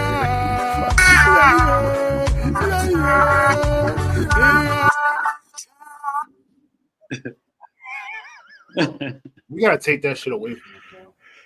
I need to go through it. I need to go through all the sound clips and update that shit. Hey, somebody else can take question. Over. So we touched the elephant in the room. Go for it. People talking shit about boutique cigars. Oh shit. we can't. What's up, Peter? Oh shit. Peter's entered the chat. So Peter, no, Tobacco de Costa Rica, yo. Like y'all motherfuckers sleeping on this shit, yo. So we got people like you. Drop me a list. Yo, or do my OT for the month. I told you, bro. Like, it's the best. The best way I could put it is like this: start at Lampert, get some El Septimo shit, then go to your Byrons and Atabays. It's easy enough. And then once you get that base, then each one of those lines have price points from low to fucking oh shit, like I gotta save this. So it's like it's great. Like Stefan, obviously, he thinks about everybody as far as consumer wise. Like, I mean, I've smoked stuff from Stefan that's like $30, but then he has like stuff like Ocean Breeze that's like 11. Same thing with El Septimo. They finally came out with their culinary arts. You know, they just went up on price on it, so it's like 12. But then they have shit that's like up to like 125. Then you obviously have your Atabays and Byrons, but now they came out with the Bandolero line, which is like the lower end. Still same factory, still same amount of detail in their blends. So just that factory they just do shit. I mean, they have to do it because they're climate. So they have to like pay attention to their fermentation process a lot, which I think helps them. But I just want to say thank you for saying that name right. Come on, my mom's is mixed, bro. I have no choice. I don't know. That was a shot at Martin though. I don't say anything. Yeah, right. make your way through Kellner factories. Absolutely. Like I gotta spend more time smoking shit from Klaus's factory. I haven't, because I'm just on the Hendrick wave, like, and I get so much shit from Hendrick, like even like sample shit that he might have sitting in his humidor, his agent room, that has just been sitting there for years. Like there was one cigar that came out, like Hunter did like a small project with it. They only had he had less than 100 of the cigars, but it had like 2 tobaccos in it that he could not get the crops reproduced at all. And when I tell you that cigar was fucking amazing, like that was a cigar that kind of like put me on the loop. Like, oh shit, like this is different. This dude is totally different. So explain that for fucking Neanderthal mind like me. So there's KBF factories. There are 2 different sides of the house. So there's Klaus and Hendrick, or they're 2 separate factories. 2 separate factories. Oh shit. Okay. KBF is Hendrick, which is obviously that's the older brother. Klaus is another factory. His dad helps him out a lot. They both have access to the same tobacco because of their sister. I don't know if I should say that on here, but fuck it. Like, so you know who the family is, you know who their sister is. So Klaus Factory is called Kellner Cigars, and KBF is Kellner Boutique Cigars. I mean, the name is small variants, but that's the difference.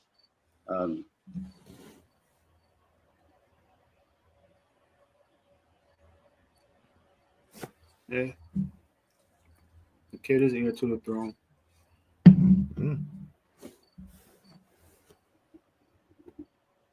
Like, he can do his shit. He's been around the block. I mean, what do you expect? Your dad ran Davidoff for fucking 30 years? Like, I think with that whole bloodline there, I mean, you can't go wrong regardless of which factory you go to. No, not at all. The DNA, they train well. Like, I think if you get any blender that's from Davidoff in general, I mean, just from the whole aspect of the process and procedures they had in place as far as quality, humidity control, and construction. I mean, either way you go, you can't go wrong. There's a lot of blenders out there. I shouldn't say a lot, but it's enough that's in the Dominican Republic that at one point or another they worked at Davidoff or Tabadan. So, I mean, if you find one of those guys that's at a factory, I mean, you're doing well. Even Ventura, I mean, he came from that particular lineage as far as factories. So for me, this is like connecting the dots. So you got Ventura, then you got KBF, which are 2 main players in Davidoff. Do you think that kind of contributed to what people are saying, like Davidoff has kind of fell off a little bit? That a lot of them that were under Davidoff kind of went and started their own thing. Absolutely. And took everything. Okay. It seemed like everybody left at the same time. 2 to 3 years difference. Yeah, it might be 2 or 3 years, like, in between, like that whole mix. But most of their blenders, like Weber was there. Obviously, Avaladio was the master blender. I mean, what are you gonna do? you lose this. Even if you lose Eladio, like, come on, you losing the guy who fucking blended the Oro Blanco, your most expensive cigar. You think that dude don't know how to fucking put tobacco together? Shit. You know. Then you lose. You know, you lose the kids, which is Hanky's kids. Like, they worked there under a master blender. On top of that, under their dad, they had access to some of the best tobacco on the earth at times. Like, all that. Think about all those years of knowledge that left that company in that short period of time. That's why they're able to make bangers, and they all have like their specialties. Like I've said it several times, like if there's a weak spot that I can pick, like I think each one of them has like a weak point as far as blends, but it's like you don't go to them for that then. So like if I was a brand owner and I was coming out, like I wouldn't go to Hendrick for a Maduro. I'm not a fan of the Maduros that I've had from Hendrick. They're good cigars. I've tasted other Maduros that were better than me. But when it comes to like a Connecticut or Habano or something exotic, Hendrick's the first person I'm going to because the shit that he comes up with and how complex it is, and when he makes a transition point in a cigar, like that shit is like there's no second guessing. Like, oh, was that a transition point? Like, like you told me straight up when you smoked the platinum, like that shit hit you like a ton of bricks. Like somebody came and punched you in the mouth.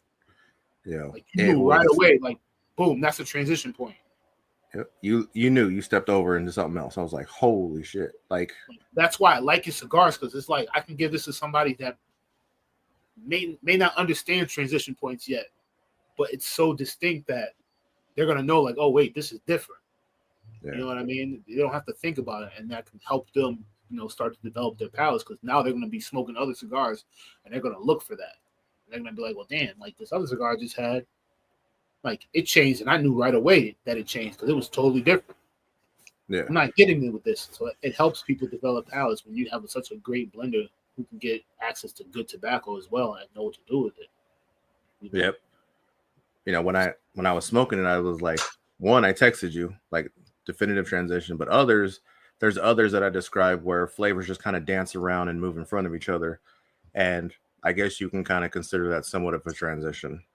But that right there was just you knew it wasn't flavors moving around. Like there was a definitive nope, and then from there on it was like not a completely different cigar, but a new experience within that same cigar. It was wild. It was wild. I enjoyed that thing down to the nub, bro. Yeah, I'm definitely gonna, like I said, I gotta fucking get Klaus's shit. I wanted to get that Rare Finds blend that he did for Greenwich, which I'm probably gonna try and reach out to a certain guy that's in our chat right seeing how they have them all just about do a trade or have to send him some money or something. But he that's like one of the Vitolas that I love. Like I'm a big Perfecto when it's done right. I just think I love that style.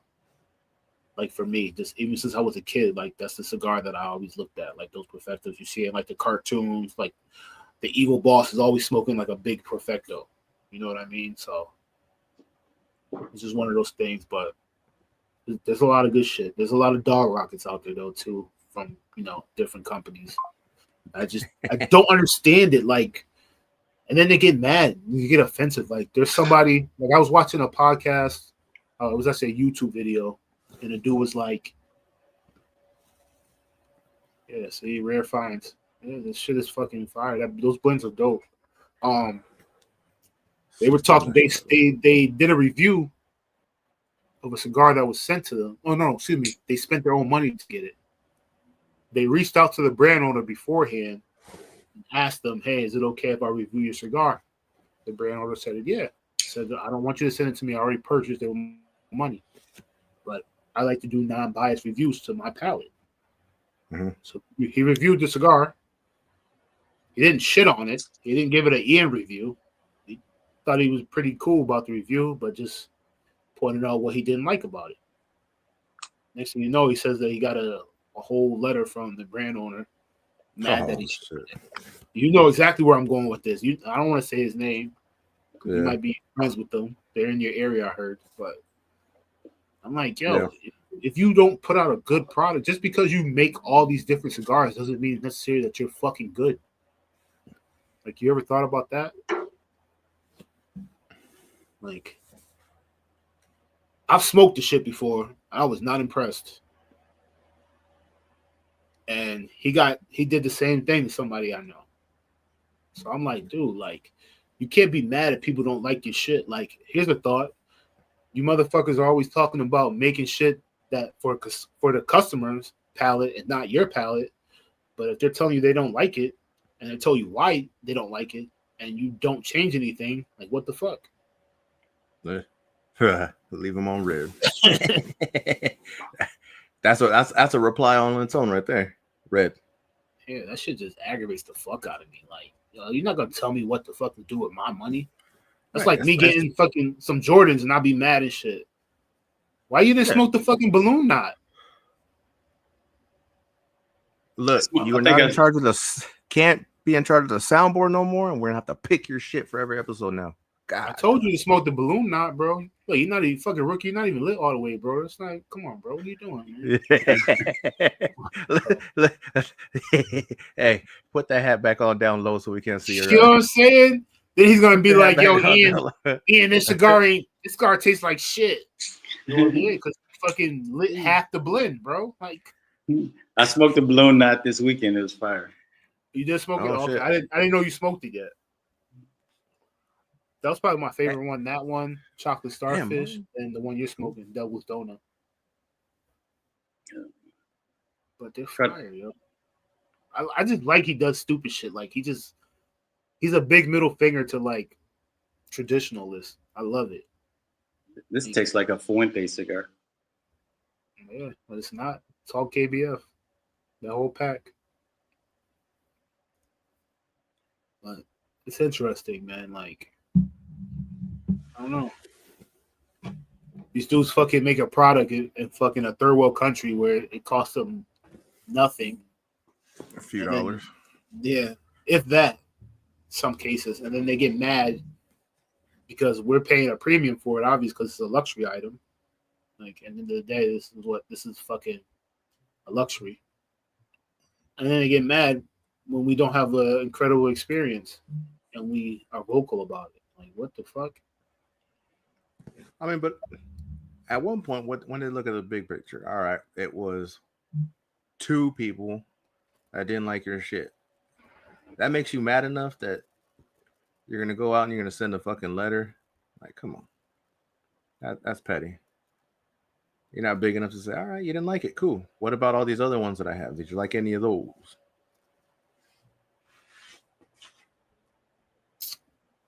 Maybe it wasn't 2 people. Or they can look at the size of their platform and be like, fuck, he's got this much of a reach that can influence my sales. Which is probably how I looked at it, but I'm like, just make better shit. That's it. And on top of it, you're the one feedback, you're right? going around saying that you're the master blender for all this shit. Yeah. Take the feedback and say, all right, well, let me experiment a little bit. Maybe they're right. Yeah. It wasn't like they just shit on it and didn't give reasons why they shit on it, which they didn't even shit on it. They just gave reasons why it wasn't for them. Yeah. That's all they did. So, like, it's not like they just said, oh, fuck your cigar, I don't like you, and kept it moving. Like, they gave you reasons. Yeah. So you could have took that as constructive criticism, and you didn't. You took it as like, oh, I'm a big bad brand owner, and I'm gonna fucking threaten you. Like, not everybody's somebody who's not connected. Like, motherfucker, the world is small, but it's big at the same time. Yep, that's true. I mean, so what about you, Martin? As a boutique brand owner, like, what would your response be? I guess my first question would be, why didn't you like it? I mean, what was it about this particular blend that didn't sit well with you? That'd be my first response. Secondly, I mean, how can we improve on this particular blend to make it fit? I guess what it sounds like is more than one, right? 10 Frenchmen can't be wrong, right? So from that standpoint, what went wrong with this particular blend? So maybe we need to go back to the lab and reintroduce the cigar or just scrap it all together. That's from my standpoint. So hopefully, in the beginning stages, we can eliminate that as far as with the quality control. And maybe it needs to sit longer. Maybe. Got pushed out too early. Yeah, I mean, even like for one of my blends right now, it's still questionable, but you guys said it was great. So from my standpoint, I think it's questionable. But from everybody else that smoked it, they like it better than the blend I think they should like. So All right. See that. But no, I wouldn't send a letter crying about it. It is what it is at that point. Right. Like you said, can you tell me what's wrong? What needs to be? You can take it back. Like you said, take it back to the lab. Does it need to be completely shut down? I mean, that's the whole thing. Like, especially if, like, I feel from a smaller boutique brand, like, you've got to listen to the customers. And I don't think a lot of companies do that. I think a lot of companies are starting to do that, especially in the boutique world. Yeah, and to your point too, if okay, you get a cigar, you don't like it, or if we back up to like somebody reviewed the cigar and they said it sucked, but okay, I mean, how much weight does that actual reviewer? How much do they actually carry? Because we all smoke cigars where somebody said this is a cigar of the year, and you smoke it, you're like, according to who says it's a cigar of the year? It's not great. And you smoke cigars that got trashed, and you be like, man, this cigar is fire. I mean, again, it's all subjective. It's that person's palate. That's that person's cigar of the year. That's, where they were at in the journey. Like, hey, this was my number one. And I think especially coming up to more the end of the year, a lot of like the YouTube creators and reviewers are going to start coming out in their top 10 lists. There's going to be, some consistent cigars, but like you're saying, what's that person's reach? Well, person like me, that's a part of, so many discords that share members or new members, that shit gets around. You know what I mean? Oh, yeah. Yes. I mean, like I said, it's a small world. And just based upon conversations we all had outside of this podcast, I mean, there's blenders out there who everybody praise, and we still don't understand why. What is the golden nugget that this person has? Why does this person has a magic ticket according to these people? When you smoke yeah, we know it. But you smoke it and you be like, what the fuck? Dog shit. Because he brings them in. Lets them feel part of the whole process. Yeah, I mean, I don't know. It's a lot of dick. Yeah, some of these make cigar just to say that they fucking, I got my own cigar. And to your point, that's where I was going to be at in the beginning. That's where I started out at. I wanted to be a guy that, hey, I have my own cigar brand. And I didn't really, in the beginning, initially, I didn't care what the cigar, I didn't, first off, I didn't know what I didn't know. Secondly, I just wanted to have a cigar just to say I had a cigar. Because, everybody going to say, like, especially if it's family and friends, oh, that cigar was smooth. They're going to give you high praises because they're so excited that they're smoking a cigar for somebody you know. But once it travels outside that circle, then what? What do you have? Lucky for you, you fucking developed a palate though. Like, yeah, you knew what. At least you're not obviously not a fucking blender. You didn't grow up around tobacco, but you knew what you wanted to experience. Like a lot of these guys don't fucking know because you see the shit that they come out with. And sorry, but they're just fucking pepper bombs. Yeah. Or they get 4 samples and they pick the one that's best for that they think. That's it. It's basically off the shelf type shit. Make a band, come up with a band, send it to print, and slap it Which over. is fine. I don't have a problem with that, especially No. Like people I've seen online, they're starting to shit on people that have done that, but it's like motherfucker Caldwell did that with a whole fucking line of cigars for years. Lost and found. And sold his fucking company for millions. Like, why are we trying to reinvent the wheel? Like, bro, it's happened. What the fuck you think? What you think? Fucking Brian fucking blended all these fucking cigars? No, he was a beast at it. I mean, that guy's a fucking beast. His Did social you ever media. see his warehouse? You ever see his warehouse with all the coolers in that bitch? Yeah, but it's like, Gang of shit. bro, you think those are all fucking blends that he created, came out with a fucking blender? Like, no, they were probably fucking shit that was there. Yeah. What did they call them? Orphan cigars? Yeah, orphans. Like, But that's what street meat is. And to your point, and same with the Hunter, I'm quite sure, even though it may not have been something that he actually been a part of the process, but he smoked each one and said, hey, this one qualifies to be part of street meat, or this one qualifies to be part of a box. He's going down there to pick it. Like, he's smoking them.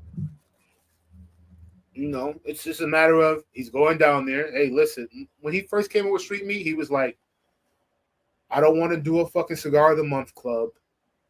It's boring to me. I don't want to do what everybody else does. Fuck that. I'm not doing in this industry. Like, this is a hobby for me. Like, I'm retired. I did very well for myself. I want to do something different in the industry. Everybody always says that they can fuck it. They just want to smoke good cigars at a really good price. That's all he kept hearing. So he's like, all right, fuck it. I'm going to create my own version of a cigar of the month. Yeah. They're all going to be the same fucking band. I'm not going to spend a ton of money on the band, so I'm going to save you money there. I'm not going to do anything crazy on the packaging. We're going to do it ourselves. So I'm going to save money there. You guys said you want good cigars at a great price, and you don't care about the smoking the bands. This is what my customers are telling me. All right, cool. And now it's getting to the point where he's been through every aging room and every orphan cigar that he thought was good enough to, put in those packs every month to go to customers. He's changing up the program, doing something different, because he's like, I'm not going to put trash cigars or cigars that I would never smoke because I don't think they're good, just to keep my fucking line going. That doesn't make me any money, by the way. Yeah. Especially now with the tariffs, like, he makes no money, He sells that back for the price that he does, and then he gives away $2,000 every month in prizes. Like, he's not making no money off that. That's like a give back to his customer, to be honest with you. Yeah, and I was offered 11-year-old, 10-year-old age cigars, 17-year-old, and I smoked them, and to your point, it didn't taste like anything that I would want to be associated with. I mean, the band came unraveled. The shit was just.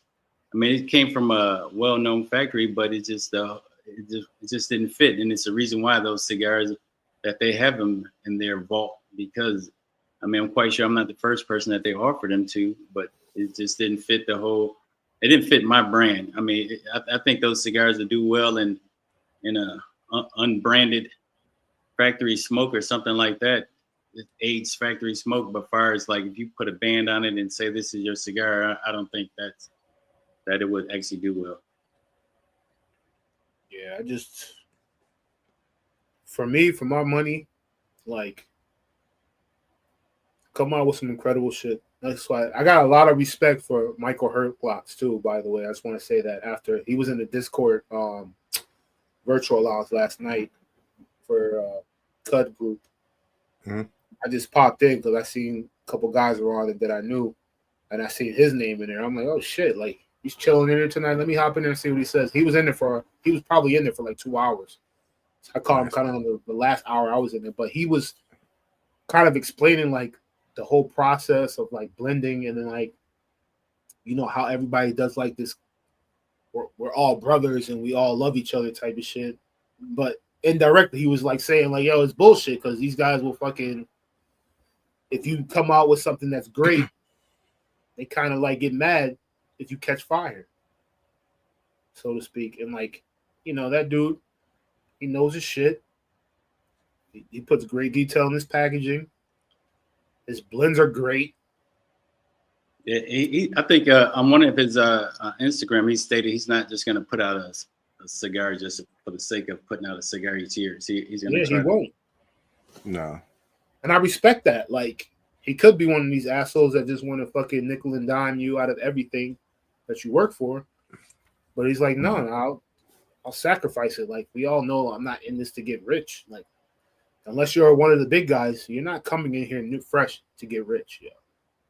Yep. That's one reason why the big guys hate fucking Zaya, because he's like, you can't push me out. I got fucking more money than all y'all. I'm a billionaire. Like, he said that straight up. I mean, I've had private conversations with dude, like us just messaging back and forth for hours one time. Like, the first time I ever talked to him, we were talking for like 2 hours. He's real honest, and he's like real forward with his conversations, and they don't like that. But they can't push him out either. He's a billionaire. He's got more money than you. Like, you can't do nothing to him. And it just so happened, because he's a billionaire, he's had a cigar that he found that he loved their brand, and he bought the fucking company. So now he's just coming out with all these lines, and they can't use their influence to push him out the industry. So he just does shit to fuck with these guys. I think, like, you're making fucking, multi-million-dollar humidors. Who the fuck is buying that shit? Nobody. It's like it's like a fuck you to me. That's what it looks like. Like, hey, look what I can do that you guys aren't doing. Oh yeah, and by the way, my cigars is made at fucking a country where they're known for making high-end cigars with incredible flavor to it. Like, the Tobacco de Costa Rica guys, their farms in Ecuador, they're fucking wrappers. That shit got so much flavor to it, bro. It's crazy. But don't get me wrong, I've smoked, blanks from that factory that I didn't like, and I understood why they were blanks. It happens, bro, but it's just I don't understand why these guys like come out and with these certain cigars that aren't like, for me, if I'm gonna come out with a cigar, yo, the first one, it's gotta be a banger, yo. Like, how I'm gonna be a guy that I've known to smoke good shit, and then I say, oh, I want to make my own cigar. I had an opportunity and I did it, and my cigar is not a banger. It might not be for everybody, but it should be a banger. That's why I'm fucking big on Martin shit, because I'm like, yo, this dude took the opportunity to fucking reach out to me. I told him straight up, like, yo, bro, like, I'm going to be honest with you, especially if I took the time to fucking give you 2 hours of my time, whether you sent me some free shit or not, like, fuck it. Like, I know what the cost of price, I know what this fucking cigar costs for you to make in the country. So, no disrespect, but what it took you to make the cigar and ship it to me, my time is worth more than that.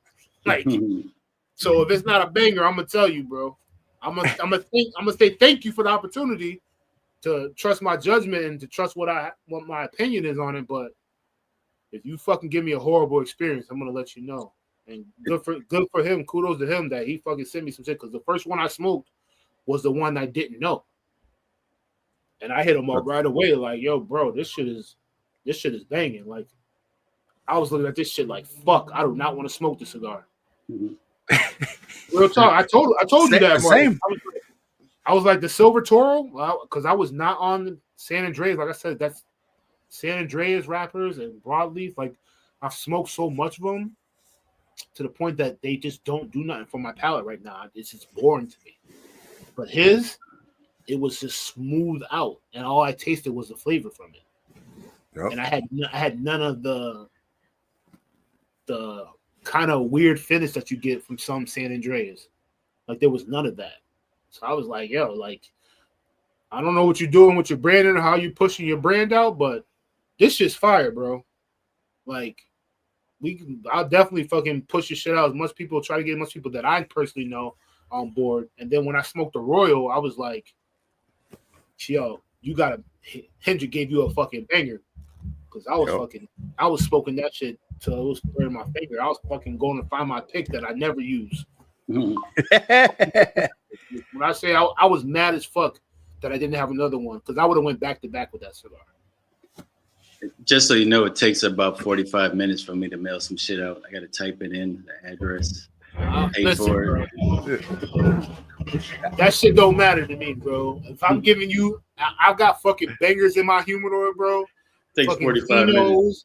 Fucking at the time, I still had all my Lamper shit that fucking he did with Hunter that nobody can get. That everybody was going crazy that I had the last 2 boxes. Like I had all that shit in there, yo. So for me, especially I smoked this shit on a weekend, where like we were chilling outside, you know, had some people over, we were cooking out, grilling. Like that's the time you want to smoke something that you know is a banger. You got people around, you want to make sure you're smoking some good shit, like you in that mood. So for me to sit there and give your cigar the opportunity, because like you said, I smoked that shit right off the truck. You was like, "Damn, you smoking it already?" I'm like, "Yeah, bro, fuck it. Like, send it to me. I'm gonna smoke it." Just let you know, like I'm not smoking what I want to smoke because I'm gonna try. You know, I'm gonna do you the favor like you did to me. You fucking gave me the favor of sending me this shit. At least I could do is fucking smoke it. Yep. We're coming up on an hour and 50. Yeah, we see the clock there. Fucking clock Nazi. Nah, that was the same with me. He, you know, I was still fresh in the review game, and he hollered at me, and I was like, all right. He sent me 2, and I'm like, this fool spent $10, $12 just to send me 2 cigars, huh? Right. All right. And like I said, I fired it up on a work from home day. I was like, let me go to the garage. Let me see what this is about. Open mind. You know, again, I've got the humidor full of shit. Pulled out his, and like I said, I stopped. I sent him. I made what did I make? Like a 30-second clip or something, like a reel, yeah, or some shit like that. I was like, yo, what the fuck is this? It was good. And like I said, I was still early on my journey, and I knew. So, you know, you got 2 different opinions that are on the same wavelength from 2 different level of cigar smokers. Like, I'm excited. Yeah. I'm excited. Trust me, I'm one of those people that get like when I like something or something has my attention, like I go overboard with it. So I was like, when after the first 10, 15 minutes of smoking that shit, I fucking was hopping on YouTube. I was like, I gotta research this motherfucker. I gotta research this company. I started watching every podcast he was in. I gotta figure out what's going on, what's behind this dude. Like, why did he figure out make this? All shit? 3 podcasts. Yeah, I know, right? But that's when I was watching this shit. The one podcast you did with certain individuals, and they were trying to tell you like, nah, you need to make cigars for the consumer only. Like, you don't make cigars for your palate. And I was like, I hit him up right away. Like, yo, whatever you fucking do, don't listen to that fucking dude's advice. Because the shits that you sent me are fucking fire. And if this is the 2 cigars that you had in mind for your palate, there's more of us that are closer in line with this shit than what the fuck he was telling you. Trust and believe. Oh. I agree. To your point, I mean, everything's not for everybody's palate, right? So I mean, for each, again, the best cigar you're smoking is the one you have in your hand, and whatever your palate is, what your palate is. But from my standpoint, I just try for it to be more of an experience, because the last thing you want to do is have something in your mouth or smoke something and it's all linear. Or right? That 153.28. But you want it to, you want the experience to be well. But anyway, so any final thoughts before we close up? This was a banger. But yeah, no final thoughts, man. I mean, for me, I know we've got our own little chat going. I'm excited for what's to come. It's just the waiting game for the Ruby. We know what the Royal Blue is. We know what the Silver is. So when that drops, hopefully, I think when it drops, we should all be smoking that thing on the next one for sure. Yeah, absolutely. Yeah. At least the Royal, man. I'm dying to smoke that Royal, bro. Like, I'm trying so hard not to smoke that shit. We'll make sure you have at least 5. So if you want to smoke them back to back. Bro, listen. One off the truck, one for the Ruby podcast. is how I'm thinking it is. Just when we were talking about it, when you were first starting to make it, That shit's gonna be a back to back, bro. So just so you know, this is the second. We had the Ruby designed for a different blend. Got the after it was aged a couple months, smoked it, and it wasn't quite what we thought it was going to be. So we had to go back to the lab. So hopefully, with that remake of it, it comes out to fit your palate and everybody else's. Yeah. And from a brand owner, real quick, this is my boy Buzz right here. What's the consumer palate, and is it easily approachable in smoothness? Real quick on that note, Martin, Zino, I hate to do this. I got to cut out. Wifey needs help, so I'm gonna cut out this a little bit early. Do your thing, man. All right, but I'm gonna catch you guys a little bit later. All right. Yeah. All right. Peace.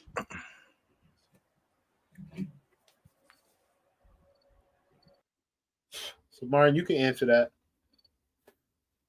I don't know exactly what the consumer palate is, but easily approachable and smoothness. I think from my standpoint, I think a consumer palate is something that gives them complexity, keeps them engaged throughout the entire smoking process. As far as what we're smoking, I started off with the HDA Cataclysm, and now I'm smoking something from Sir Louis, wherever this is called. Devil's Donut. Devil Donut. Made at the KBF factory. Far as the one I smoked earlier, got great combustion, good construction, nice retro hell. So, a fairly decent cigar. I mean, I liked it. Would I revisit it? I don't know. I'm biased towards Nicaraguan tobacco, so that's probably the only reason why I would not revisit it. For you, Zino, what are you smoking? I'm finishing up little. It's not little actually. El Septimo Yao Maduro. Probably one of my favorite cigars from them. So haven't had it in a few months. Figured it'd be a perfect night doing dealer's choice to kind of smoke it again. Get ready to smoke some other stuff that I got coming from El Septimo. So figure why not smoke one of my favorites as I wait. Absolutely. So appreciate you guys hopping on. Can you do us a favor? Go to Instagram, like 8.herf, I believe. Follow, subscribe. Follow Mr.Zino_, correct? And Broncano Cigars. If you can subscribe to 8Herf channel. I think most of you are watching on there, but if you can hop on over to the Random Ash and follow our channel as well. It's under Broncano Cigars. That'd be greatly appreciated. And Zino doesn't have anything else. I'm going to close out. Go ahead, Zino. Got anything? No, just smoke great shit, talk your shit. That's it. Smoke what you like, but if you don't smoke what you like, smoke Broncano.